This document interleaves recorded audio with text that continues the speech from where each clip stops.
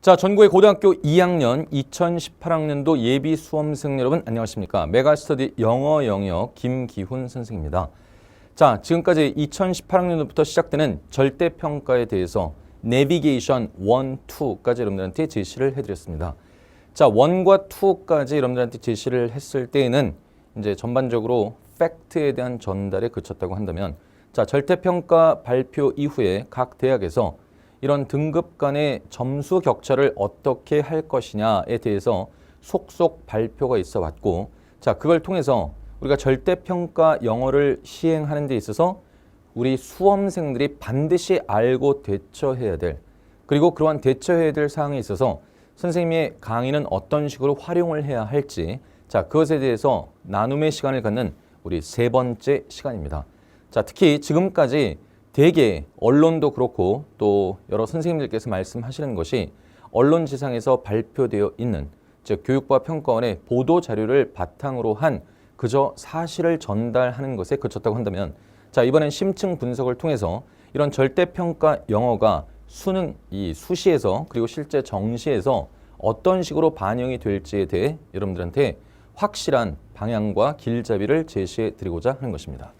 자, 우선 가장 중요한 것은 무엇이냐? 원래 상대평가에서 영어 90점 미만은 난이도와 상관없이 상위권 대학에 지원하기도 어려웠었다는 사실. 이게 이제 절대평가로 들어가면서 어떻게 바뀔지에 대해 여러분들이 잘 판단해 줘야 합니다. 자, 그래서 우선 오늘 여러분들과 나누게 될 내용이 좀 깁니다. 긴데 네 가지 얘기를 할 텐데, 첫째, 수능 영어 절대평가 대학 반영 비율의 시사점에 대해서 이야기를 할 것이고, 두 번째로는 수능 영어 1등급은 효과적인 입시 전략의 바탕이 된다는 거. 그래서 수시에서 영어는 전략 과목이고 정시에서 영어는 자, 자격, 지원 자격 과목이 된다는 사실을 꼭 여러분들이 염두에 두고, 자, 수시로 지원할 것인지 정시로 지원할 것인지 아니면 둘 다 할 것인지에 따라 나에게 있어서 절대평가로서 치러지는 영어 영역이 과연 전략 과목이 될지 아니면 자격 요건을 충족시켜주는 과목이 될지 그 성격이 좀 달라지게 될 테죠. 자, 그러면 90점을 넘기면 1등급이라 하는데 과연 90점은 아무나 받을 수 있는 점수인지를, 자, 데이터를 분석을 통해 여러분들과 나눠보도록 할 것이고, 그 다음 네 번째는 절대평가를 대비하기 위해서 현재 고등학교 2학년, 1학년이 해야 될 일은 무엇인지에 대해 명확한 방향성을 여러분들한테 제시를 하도록 하겠습니다. 자, 먼저 수능 영어 절대평가 대학 반영 비율의 시사점은 무엇이냐? 뭐 서울대 같은 경우는 1등급과 2등급의 차이, 뭐 각 등급 간의 차이를 한 1점 정도로 준다 해서 뭐 장난하냐, 뭐 이런 식으로 이야기를 하고 있어요. 뭐 0.5점, 뭐 1점, 뭐 몇 점들 이렇게 다양하게 학교별로 이렇게 제시를 하고 있지 않습니까? 자, 그런데 이 대학별 반영 비준과 등급 간의 점수 차이가 학교별로 큰 이런 상황에서 우리의 지상 과제는 점수가 깎이지 않게 그냥 영어 1등급을 받고 안정적으로 영어와 관련돼선 그 전체적인 전형에 있어서 영어 영역이 차지하는 비중의 점수를 감점 없이 그대로 다 받는 게 최선이 되겠죠. 꼭 해야 될 우리 지상 과제가 됩니다. 그걸 잊지 마시고요. 자, 최근 경쟁률이 높아진 특수 목적 대학들, 그러니까 서울 교대, 경인 교대와 같은 이런 주요 교육대학교, 그리고 경찰대, 사관학교에선 아직 공개하진 않았습니다.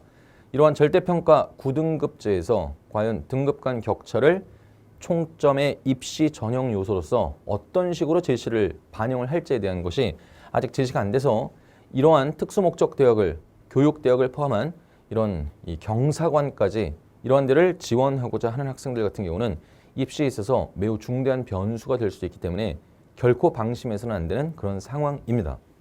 자, 그 다음에 교육부와 대기업 모두 다 영어의 난이도에 관련해서는 어떠한 표현, 발표 없었습니다. 이 난이도에 대해서는 정말 왜 저렇게들 침묵을 하고 있을까 싶을 정도로 아무 말들도 안 하고 하는 게 정말 불안하지 않습니까? 자, 쉬울 것이라고 단정지으면 안 된다는 걸 꼭 명심해야 됩니다.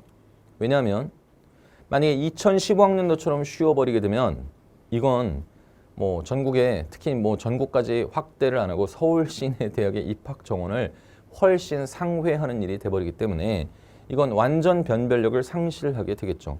그래서 누구나 다 90점이 넘을 수 있게 그렇게 출제하지는 않을 겁니다. 상대평가에서 절대평가로 평가 방식의 변화가 왔었던 근본적인 원인은 앞에서도 얘기를 했다시피 그냥 1, 2점을 가지고 거기에서 정말 피 튀기는 그러한 경쟁을 하는 것에서부터 수험생들을 좀 해방시켜주고 학습에 대한 부담을 덜어주겠다는 취지였지. 그래도 수능인데 전국 단위에서 한날 한시에 치르는 전국 단위 수능인데 여기서 변별력마저 없게끔 누구나 막말로 하자면 개나 소나 다 90점 넘어서 다 1등을 맞게 한다고 한다면 이건 심각한 문제가 될 수 있겠죠. 따라서 난이도는 뭐 그렇다고 해서 마구마구 올라가지 않겠지만 적정 난이도는 유지되지 않을 것이냐. 그리고 또 2017학년도에 보여준 만점자 0.48% 정도의 그 정도의 난도는 최소한 그 인근에 위치를 시키지 않겠느냐. 이렇게 아주 조심스럽게 예상을 해보는데 그러니까 여러분들한테 결론적으로 난이도와 관련지어서 당부하고 싶은 이야기는 절대로 쉬울 거라고 단정해서는 안 된다는 겁니다. 그리고 필요한 학습을 모두 다 해줘야 합니다. 이건 영어 선생으로서 과목 이기주의적인 발상으로 이야기하는 것이 결코 아님을 꼭 명심해 주기 바라고 영어만 하라는 것이 아니라 여러분들이 일정한 시간과 그리고 비중은 정확하게 배치를 하고 영어에 그리고 그것만큼은 여러분들이 꼭 지켜줘야지 자 영어가 쉬울 것이라고 단정 짓고 그냥 도외시 해버리거나 아니면 손을 탁 넣어버리게 되면 자 다른 과목도 크게 다르진 않겠으나 특히 영어 같은 경우는 감각이 떨어지는 순간 모든 것이 다 끝나버릴 수 있음을 우리는 2017학년도 입시 결과를 통해 익혔습니다. 자 그래서 이 실패한 그런 선배들의 전철을 밟지 않게 난이도에 대한 대응 잘 해줘야 됩니다. 자 이게 영어 1등급은 효과적인 입시 전략의 바탕이 되는데요. 수시에서는 앞에서도 타이틀 부분에서 그랬지만 전략 과목이 됩니다. 그래서 안정적인 영어 1등급은 최저 학력 기준 부담을 줄여준다는 걸 꼭 명심해야 되는데 이를테면 이제 고려대학교하고 중앙대에서 발표한 바에 대해서 한번 확인을 해봅시다. 최저 학력 기준을 강화시킵니다. 그러니까 고려대 인문 계열이 2017학년도 수능에서 인문 같은 경우 2개 영역 합4를 최저 학력 기준으로 제시를 했다고 한다면 이제 2018학년도에서는 4개 합6 이런 식으로 자 나머지 계열별로 보면 이런 식으로 다 강화되어 있음을 알 수 있고 아직 의과대학에서는 세부적인 건 발표하지 않았지만 당연히 더 강화했지 이걸 약화시키진 않으리라는 건 누구라도 다 예상할 수 있는 바입니다.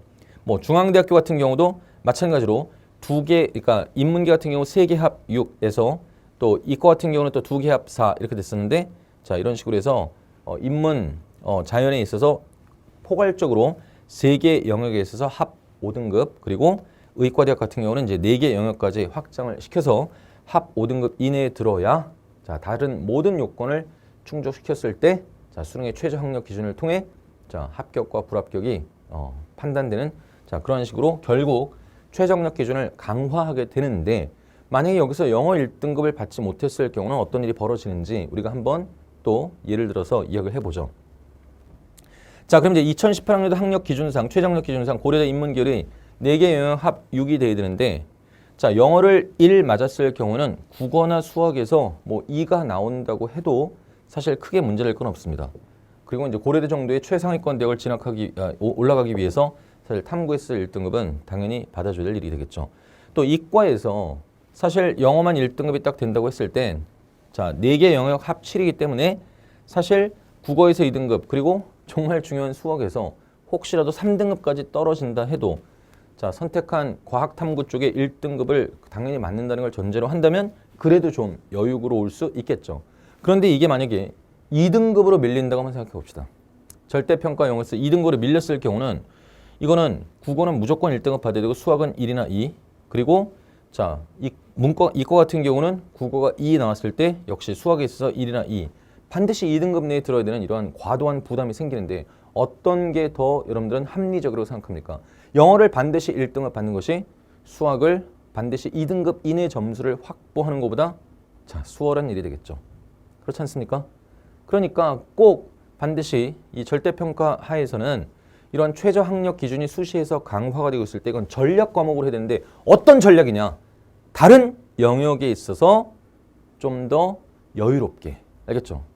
물론 영어 영역 자체에서의 수험생들의 부담은 줄어들었을지 모르지만 영어를 1등급을 받아버리지 못하게 되면 역시 다른 상대평가를 하는 과목에 있어서는 역시 1, 2점으로 등급이 갈리게 되고 바로 그러한 등급이 여러분들이 수시에 있어서의 이러한 최저 학력 기준을 넘지 못하게 되는 이러한 상황을 만들어 버릴 수 있다는 겁니다.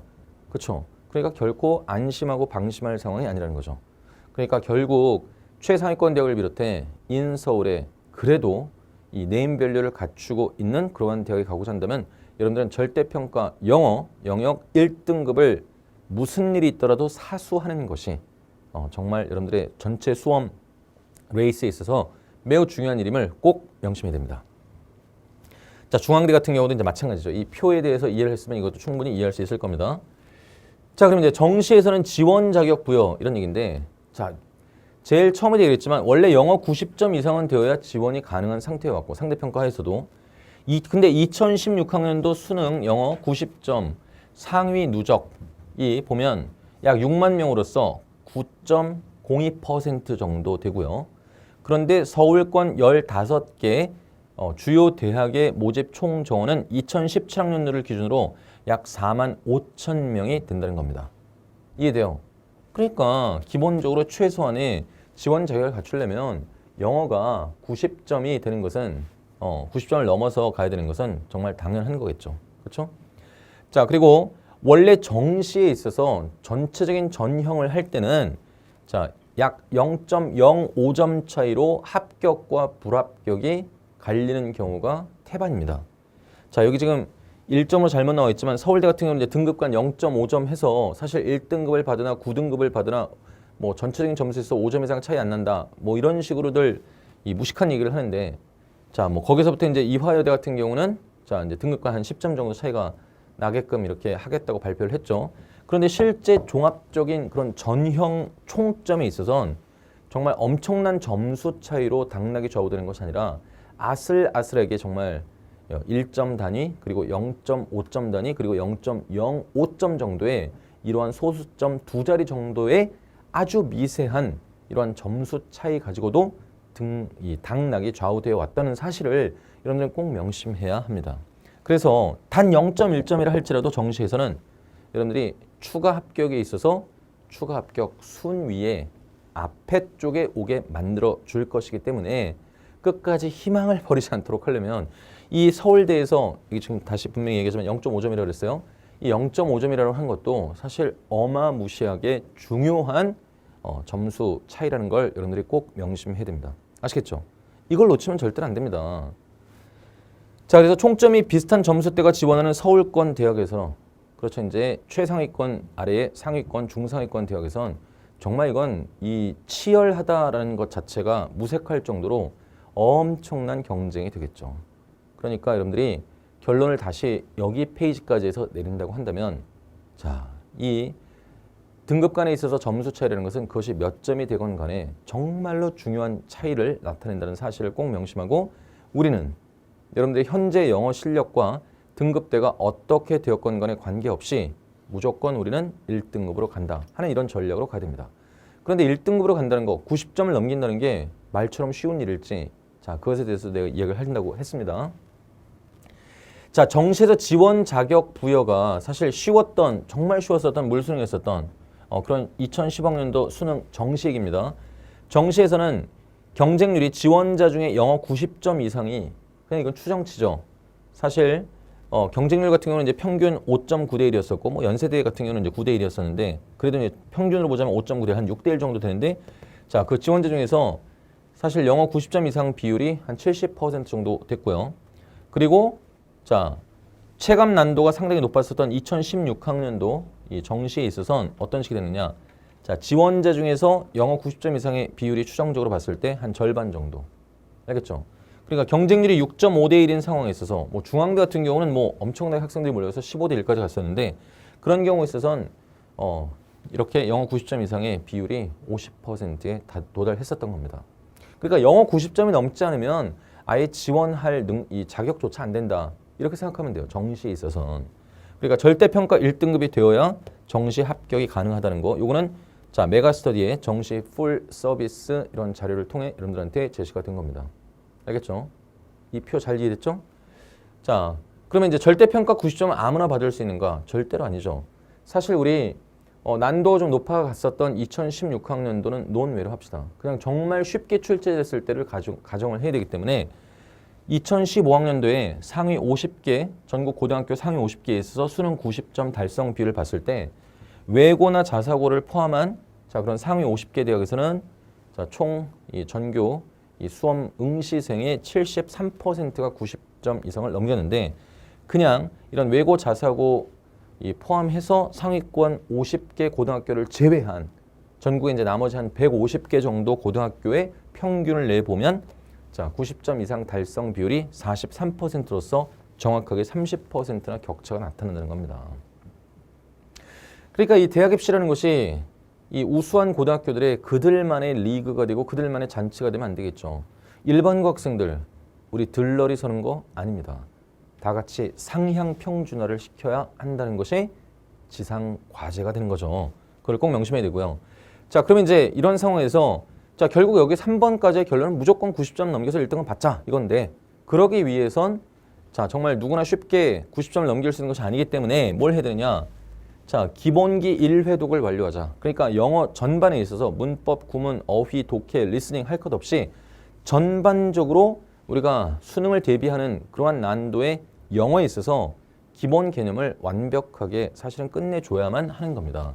그래야만 고3에 올라가서 상대평가 과목에 집중할 시간을 확보할 수 있겠죠. 그렇죠?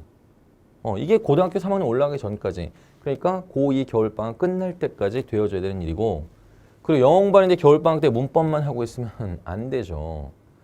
아니 근데 누가 문법만 한답니까? 이렇게 반문할지 모르겠지만 그냥 영어가 잘 안 되는 학생들일수록 문법책만 붙들고 그냥 죽어라고 문법만 공부하고 있는 이러한 경우들이 정말 많은데 그거 아니잖아요. 방향이. 절대평가라는 이란 이점을 절대평가라는 이점이 뭘까요? 90점만 넘으면 1등급이기 때문에 90점을 넘기는 거를 사력을 다해서 준비를 하게 되면 사실상 정말 내 학교에서 아니면 전국 단위에 있어서 좀 넘사벽처럼 보이는 이런 정말 상위권, 최상위권 학생과 영어에 있어서만큼은 간극을 확 좁혀버릴 수 있는 절호의 기회죠. 무슨 말인지 이해됩니까? 절대평가라고 하는 것은요. 사실 영어를 정말 잘하는 이런 학업 성취도가 우수한 학생들한테는 불리한 게임이 되는 거고 고2까지 영어가 좀 다소 부족했던 학생들 알겠죠? 이런 학생들한테는 인생에 있어서 2번 다시 오지 않을 절호의 기회가 되는 겁니다. 이해됐죠? 무슨 말인지 알아요? 그러니까 정말 난이도에 따라서 상대평가 하에서는 만점이나 1등급 컷에 걸리게끔 해야만 우리 상위권, 최상위권 학생들과 경쟁이 됐었어요. 그러나 이런 절대평가에서는 90점만 넘기면 되잖아. 그러면 영어에 있어서는 동률을 이루게 되는 거잖아. 같은 점수를 받게 되는 거잖아. 그렇죠? 그러니까 이건 2번 다시 오지 않을 절호의 기회죠. 이걸 놓치면 안 되는데 겨울방학에 문법만 하고 있으면 그럼 언제 그러한 수능형의 고차원적인 사고력과 논리적 사고력과 종합적인 이해력을 요구하는 그런 독해는 언제 하겠습니까? 알겠죠? 그럼 뭘 해야 되느냐? 구문이고 어휘고 이런 것들을 종합적으로 다 해야 되는데 일단 그리고 EBS 연계 방침에 대해선 어떤 식으로 또 바뀌게 될지는 모르나 EBS 연계 정책이 2018학년도 절대평가에서도 유지가 된다는 걸 전제로 해서 판단을 한다면 사실 2월부터 EBS 연계 교재를 스스로 풀 수 있는 그러니까 연계 교재가 출시되자마자 물론 고3 현역이라고 한다면 이제 당장 고3 1학기 개강을 하면서 EBS 교재로 진도를 나가주겠지만 그 전에 여러분들은 실학기가 되기 전에 처음 나오는 수능 특강이라든가 영어 독해 연습까지 금년을 기준으로 한다면 이거를 전부 다 혼자 힘으로 문제풀이를 해낼 수 있는 그런 실력 기반을 갖춰놔야 돼요. 그게 갖춰지지 않으면 90점 넘겨서 절대평가 영어 1등을 맞는 건 아주 요원한 아주 먼 목표가 되어버린다는 사실을 꼭 명심하기 바랍니다. 아시겠죠? 그래서 이제 겨울방학 때 1회동이 끝나게 되면 그럼 이제 곧바로 이제 1학기 내신으로 그렇죠? 내신 대비가 되겠죠. 중간고사에 대한. 그리고 6월 평가 모두를 안정적으로 대비할 수 있는 그런 상황으로 들어가게 됩니다. 그 다음에 난이도 변화에 대해서 유연하게 대처할 수 있는 힘을 길러야 되는데 사실 절대평가 시행 첫 해인 2018학년도 수능을 대비하는 2017년도 6월 평가원 모의고사가 치러지기 전까지 이 절대평가, 최초의 절대평가 난이도가 어찌 될진 그 어느 누구도 절대로 예측할 수 없습니다. 그렇기 때문에 자, 근데 일단 가장 기본적인 것은 2016학년도 만점자 0.48%가 나온 이 정도를 기준으로 해서 그것을 다 마치거나 아니면 90점을 안정적으로 넘길 수 있는 자, 그런 정도의 실력 기반을 갖춰줘야만 여러분들이 자, 절대평가 90점 넘기는 것이 가능해질 거라는 사실. 알겠죠? 이해되죠? 자, 그러면 이제 그걸 대비하기 위해서 여러분들은 뭘 해야 되느냐? 만약에 처음 시작한다면 세듀 종합영어부터 여러분들이 하기 바랍니다.